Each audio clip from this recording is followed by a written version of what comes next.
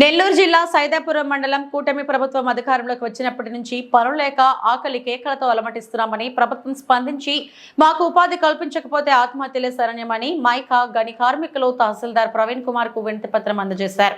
నెల్లూరు జిల్లా సైదాపురం తహసీల్దార్ కార్యాలయం ముందు మైకా గనుల్లో పనిచేసే కార్మికులు ఆందోళన చేశారు. అనంతరం తహసీల్దార్ ప్రవీణ్ కుమార్ కు వినతి పత్రం అందజేశారు. ఈ సందర్భంగా కార్మికులు మాట్లాడుతూ గత 60 రోజుల నుండి మైకా పనులు నిలిపివేయడంతో తమ కుటుంబాలు అర్ధాకిలితో అలమటిస్తున్నామని, వెంటనే మాకు పనులు కనిపించాలన్నారు.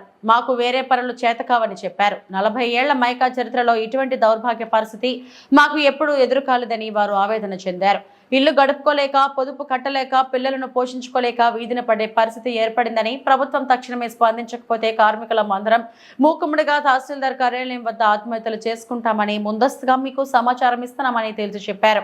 దీంతో తహసీల్దార్ ప్రవీణ్ కుమార్ మాట్లాడుతూ మీ సమస్య వారం రోజుల్లో పరిష్కారం అవుతుందని, ఉన్నతాధికారులకు సమాచారం అందిస్తామని కార్మికులకు భరోసా ఇచ్చారు. ఈ కార్యక్రమంలో మండలంలోని మైనింగ్ మహిళా, పురుష కార్మికులు పెద్ద సంఖ్యలో పాల్గొన్నారు.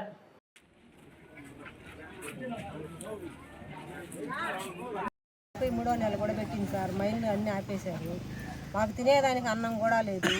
కానీ మా పిల్లల్ని చదివిస్తుందని కూడా మాకు రూపాయలు లేదు సార్. కనీసం బాగలేకపోయినా హాస్పిటల్ పోయేదానికి కూడా లేదు. అప్పులు ఇచ్చేవాళ్ళు కూడా 1 నెల ఇచ్చారు, 2వ నెలలో మేము వీలేమంటున్నారు సార్.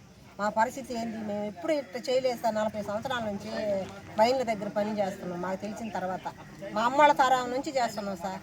ఇప్పుడు ఈ 2 నెలల నుంచి ఆపేస్తే మా పరిస్థితులు ఎట్టున్నాయంటే అట్టున్నాయి సార్. మేము కనీసం బతకాలన్నా లేకపోతే ఏం చేయాలని కూడి తిని బిడ్డలను చదివించుకోవాలనుకుంటే అది చదివించుకుందానికి కూడా రూపాయలు లేదు సార్. మా కరోనా టైంలో కూడా మా మహారాజులు మా మైన్ తరఫున కొంచెం సగం కట్టించారు, తిన్నాం సార్. ఇప్పుడు ఆ స్టోర్ బియ్యం ఇస్తే స్టోర్ బియ్యంలోకి కూర కావాలా, అన్నీ కావాలా, ఏమి తెచ్చుకునేదానికి కూడా మా స్థితిలో లేదు సార్. మా పరిస్థితులు ఏందో మీరే అర్థం చేసుకొని ఇక్కడ అర్జీ ఇచ్చాము. ఆ అర్జీ వాళ్ళు ఏం చేస్తారో మేము చేస్తామమ్మా పోండి అని చెప్తున్నారు.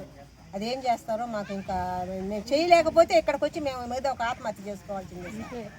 అదే మాకు శాశ్వతం, ఇంకేమి లేదు సార్. మేము ఇంకా బతికే పరిస్థితి మాకు లేదు.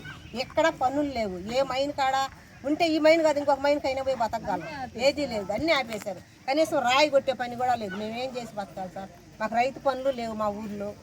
ఏ ఊర్లోనైనా ఉన్నా మాకు చేత కాదు సార్. మేము ఫస్ట్ పుట్టిన నుంచి మైకా పని చేసి బతికినాం సార్. ఇప్పుడు ఏం చేస్తారో మేము కూడా ఇక్కడ అర్జీ ఇచ్చాము. మేము చేస్తామమ్మా అని చెప్తున్నారు. ఏం చేస్తారో ఏమో. చేయలేకుంటే ఈ నెల 10 రోజులు చూడమన్నారు. చూడకుంటే తర్వాత మేము ఆత్మహత్య చేసుకోవాల్సిందేమో మా పిల్లలు.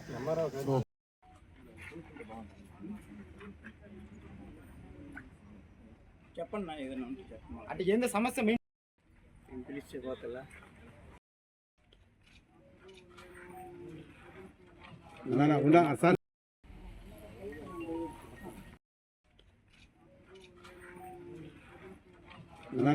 సార్ ఏదో మాకు మంచి వస్తుంది అంతా అనుకున్నాము.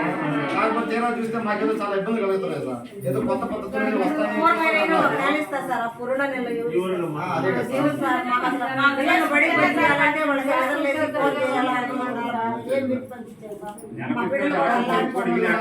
పిల్లలు తీసుకోమని ఆటో వాళ్ళు డబ్బులు లేదని నిలదీస్తున్నారు.